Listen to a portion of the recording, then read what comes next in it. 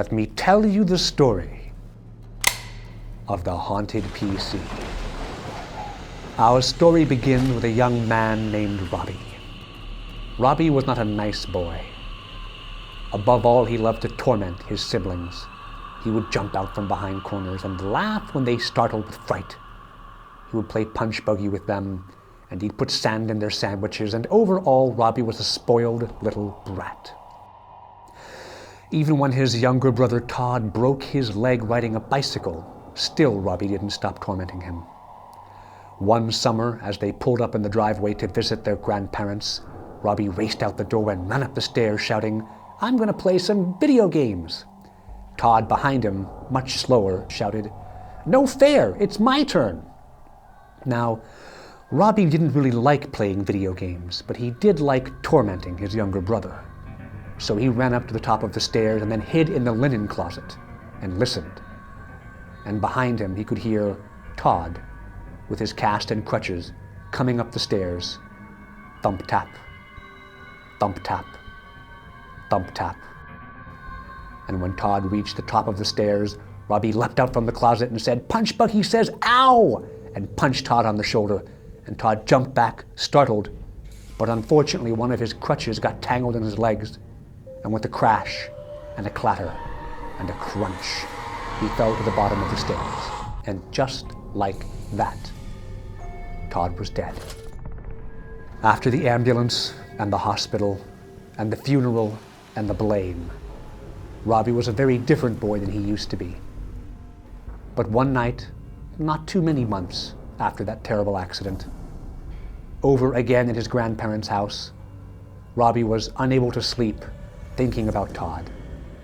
He climbed up the stairs and went into the playroom and decided he'd sit down and see what video game it was that Todd was going to play.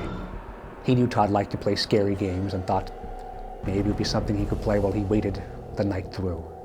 So he turned the PC on, and the fans made a sigh, like the sound someone would make sitting down if they had climbed the stair with a broken leg. And the speakers made a crackle, like someone opening a package of snacks. And the hairs on the back of Robbie's neck rose. But a guilty mind plays tricks on people. So Robbie told himself, nothing's going on, it's just the wind. But then he heard it at the bottom of the stairs. Thump. Tap.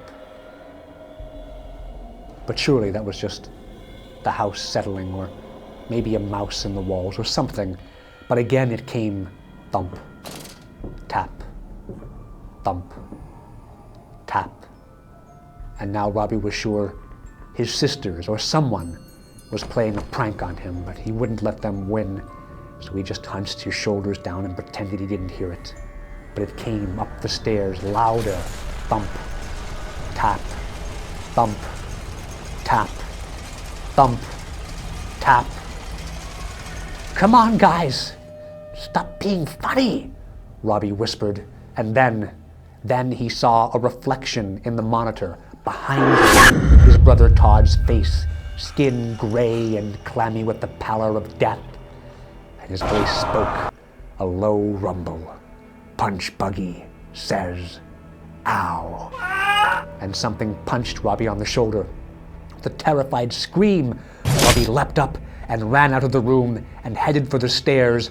And as he started down the stairs, he felt something slip between his ankles. As he looked down to see what he was tripping on, there was a ghostly outline of crutches. And then, with a clash and a clatter and a crunch, Robbie fell to the bottom of the stairs and broke his neck.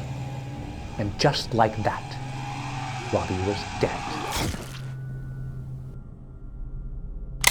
They say to this day, if you're unfortunate enough to play that scary game that Todd wanted to play that day, and foolish enough to play it at night in the dark, that Todd will come for you.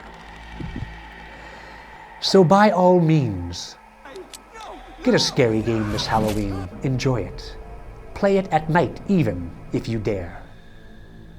But if you know what's good for you, listen carefully and turn it off if you hear thump tap, thump